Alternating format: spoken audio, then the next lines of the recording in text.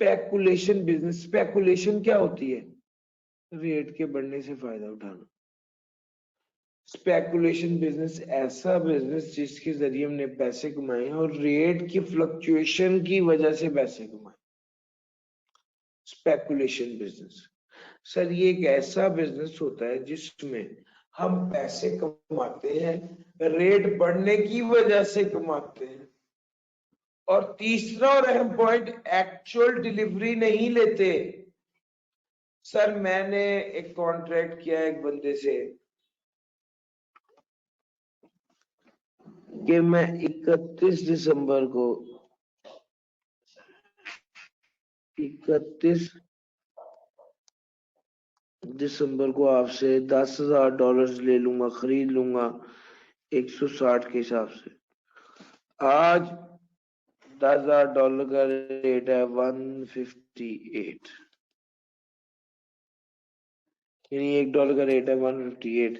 जब 31 दिसंबर आई तो डॉलर का रेट हो गया 162। तो भाई मुझे कितने का फायदा हुआ? मैंने कितने का खरीदा था? 158 का। मुझे फायदा हो गया $4 पर डॉलर मल्टीप्लाई बाय 10,000 करेंगे तो 40,000 का। ये जो फायदा मुझे हुआ है $10,000 को बेचने का, जो फायदा मुझे हुआ है $10,000 को बेचने का जो फायदा मुझे हुआ है सर, ये फायदा $40,000। अब ये इनकम ये स्पेकुलेशन बिजनेस है। अगर मैंने उसको जाके कहा कि भाई मुझे तुम ना डॉलर चाहिए ना actual delivery of the dollar चाहिए, मुझे सिर्फ जितना बेनिफिट है वो दे दो, सर ये स्पेकुलेशन। स्पेकुलेशन की 3 शर्तें। पहली शर्त क्या है? स्पेकुलेशन की पहली शर्त ये है कि प्राइस फ्लक्चुएशन से पैसे कमाए जाएं, और दूसरी शर्त ये है कि जो पैसे स्पेकुलेशन बिजनेस से कमाए जा रहे हैं, जो पैसे स्पेकुलेशन बिजनेस से कमाए जा रहे हैं उसमें एक्चुअल डिलीवरी ना आए कहीं। तो भाई अगर ये चीजें सारी पूरी हो जाएंगी तो ये स्पेकुलेशन बिजनेस कहलाएगा। सर देखते हैं। Such speculation business means any business in which a contract for the purchase and sale of any commodity. Basically ये contract है, sale of purchase of any commodities periodically or ultimately settled otherwise than by actual delivery. Ultimately settle हो गया लेकिन actual delivery नहीं ली। Actually मैंने dollar लिया ही नहीं, मैंने जो डिफरेंस था वो ले लिया। अच्छा, यहां तक ये पॉइंट आपकी समझ में आ गई। इस डॉलर की बजाय अगर मैं नेस्ले का शेयर कर दूं तो ये बात बिल्कुल इक्वली उसके लिए भी गुड है। 31 नवंबर को नेस्ले के शेयर में खरीदूंगा 10,000, उस वक्त रेट था 160 रुपए। मैंने उसके साथ 158 के हिसाब से तय कर लिया, और बाद में जब डेट आई तो नेस्ले के शेयर का रेट 162 था। तो मुझे कितने का फायदा होगा? 4 रुपए पर शेयर का फायदा हो गया। स्पेकुलेशन बिजनेस में ये चीजें थी, आपके साथ डिस्कस कर ली। अब इसके बाद इसकी एक्सेप्शन की बात आ रही है। वो कहता है सर अगर आपने पैसे कमाने के लिए नहीं किया बिजनेस बल्कि नुकसान से बचने के लिए किया है। सर पहला तो था पैसे कमाने, एक इसका नजरिया है नुकसान से बच। सर ये दो चीजें अलग-अलग हैं। क्या मतलब? मेरे पास 1 लाख रुपया पड़ा हुआ था, मैंने इसके डॉलर खरीद लिए ताकि मैं रेट बढ़े तो फायदा उठाऊं, ये स्पेकुलेशन बिजनेस है। मेरे पास $1 लाख पड़ा हुआ था, मैंने और पैसे जो पाकिस्तानी करेंसी में उसमें मैंने इस नीयत से डॉलर खरीदे कि कहीं ऐसा ना हो कि कल को मुझे नुकसान हो जाए या मेरे वो जो $1 लाख पड़े हुए उस पे मुझे लॉस हो जाए, मैंने इसके लिए और मजीद परचेजिंग की, इसको कहते हैं लॉस, नुकसान से बचना। अच्छा, नुकसान से बचाने में का मतलब यह है कि आप पहले ही उसी कमोडिटी में, पहले ही उसी कॉन्ट्रैक्ट में शामिल हैं, और आप ये जो दूसरा कॉन्ट्रैक्ट कर रहे हैं ये बेसिकली नुकसान से बचने के लिए हो रहा है। सर एग्जांपल लीजिएगा, मैं आपको एग्जांपल देता हूं। मैंने एक टेक्सटाइल मिल है, इसने कॉटन बेल्स का कॉन्ट्रैक्ट कर लिया। कितना? 31 दिसंबर को 10,000 कॉटन बेल्स ये प्रोवाइड करेंगे। 10,000 कॉटन बेल्स ये खरीदेंगे, टेक्सटाइल मिल ने कॉटन बेल्स को खरीदने का कॉन्ट्रैक्ट कर लिया है।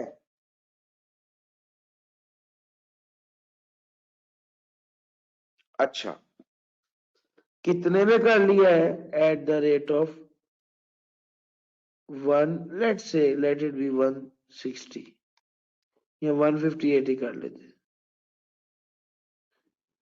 एक्चुअल में 31 दिसंबर को क्या हुआ? अच्छा, इन्होंने ये कॉटन बेल्स को सेल करने का, कॉटन बेल्स को परचेज करने का कॉन्ट्रैक्ट तो कर लिया, लेकिन ये इन्होंने क्यों किया पता है? क्योंकि इनका एक और कॉन्ट्रैक्ट है, सेल ऑफ 100,000 मीटर फैब्रिक।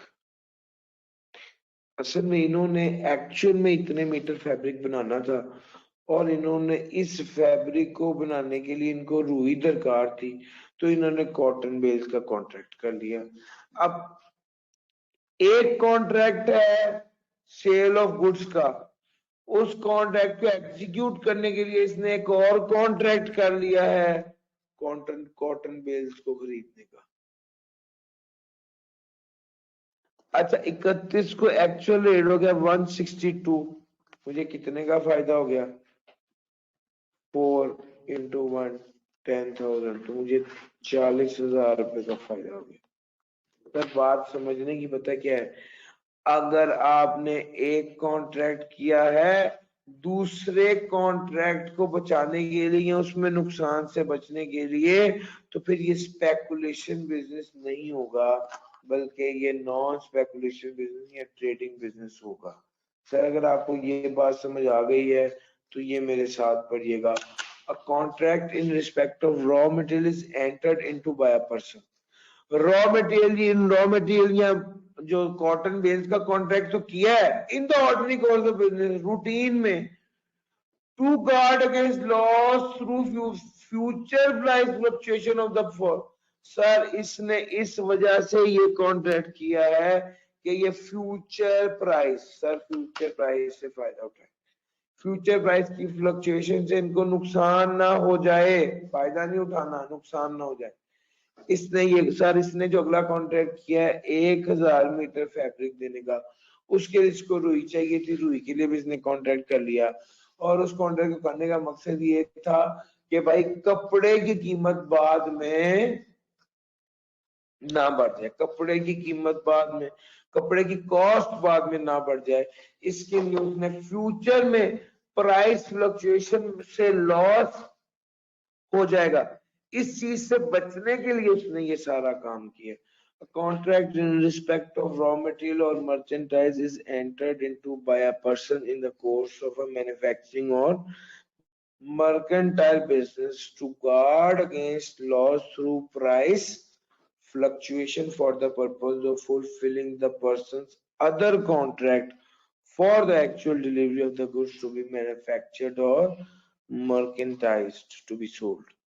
तो भाई एक कॉन्ट्रैक्ट किया है ताकि दूसरे कॉन्ट्रैक्ट के लॉस से बच सकें जो कि प्राइस फ्लक्चुएशन की वजह से होना है। अब कॉन्ट्रैक्ट, सर अगला point, a contract in respect of stock and shares is entered into by the dealer or investor therein to guard against loss in the person's holding of stock and shares through price fluctuation। Sir ये दूसरा point है, price fluctuation के loss से बचने के लिए investor ने कोई कॉन्ट्रैक्ट कर लिया है, तो जनाब ये भी स्पेकुलेशन बिजनेस नहीं होगा। तीसरा, अगर कोई फॉरवर्ड मार्केट का या अगर कोई मेंबर है स्टॉक मार्केट का, कोई बंदा स्टॉक मार्केट का मेंबर है और वो ऑर्डिनरी कोर्स ऑफ बिजनेस में फ्यूचर कॉन्ट्रैक्ट्स करता है ताकि लॉस से बच जाए, तो जनाब इसको कहा जाता है this is exception to speculation business. Sir speculation business के एक्सेप्शन में मैंने 3 पॉइंट्स बता दिए। सबसे पहले मैं क्विक रिकैप दे रहा हूं, सुनिएगा। स्पेकुलेशन बिजनेस क्या है? स्पेकुलेशन बिजनेस असल में ये है कि आप पैसा कमाने के लिए प्राइस फ्लक्चुएशन की वजह से जो प्राइस बढ़नी है उसका बेनिफिट लेने के लिए, उससे पैसे कमाने के लिए कॉन्ट्रैक्ट करें और एक्चुअल डिलीवरी ना दें। This is speculation business. अलबत्ता अगर आपने क्या किया है, अगर आपने दूसरे कॉन्ट्रैक्ट को, एक कॉन्ट्रैक्ट को पूरा करने के लिए दूसरा रॉ मटेरियल खरीदने का कॉन्ट्रैक्ट कर लिया है ताकि आप प्राइस फ्लक्चुएशन से बच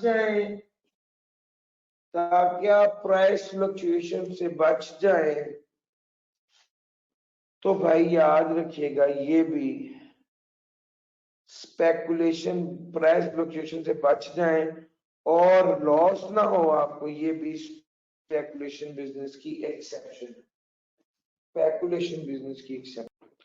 अगर कोई इन्वेस्टर या डीलर कॉन्ट्रैक्ट करता है लॉस से बचने के लिए, तो ये भी स्पेकुलेशन बिजनेस की एक्सेप्शन है।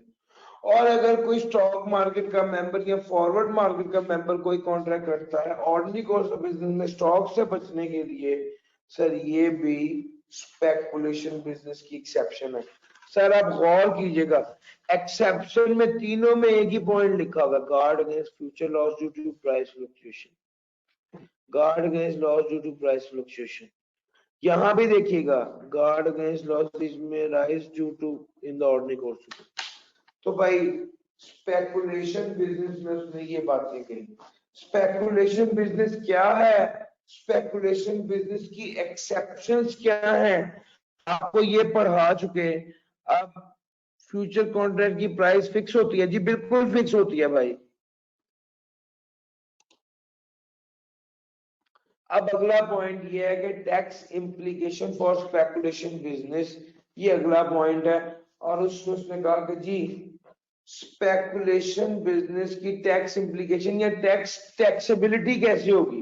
भाई दिन याद रखिएगा, हम दो तरह के इनकम फ्रॉम बिजनेस, दो तरह की, एक स्पेकुलेशन और एक नॉन स्पेकुलेशन।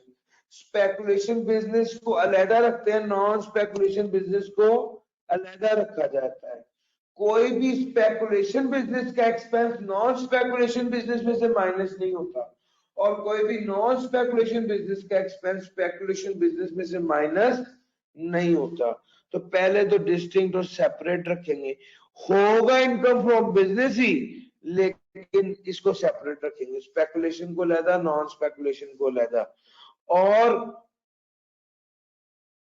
वो कहता है कि इन दोनों को अलहदा रखेंगे। This part shall apply separately, speculation business पे रूल्स अलहदा सेपरेटली अप्लाई होते हैं और अदर बिजनेस पे अलहदा अप्लाई होते हैं।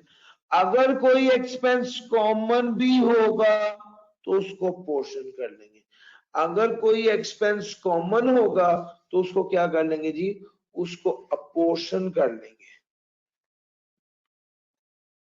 और चौथे नंबर वो कहते हैं कि any profit and gain arising from the speculation business for a tax year computed shall be included in the person's income chargeable to tax under that income from business।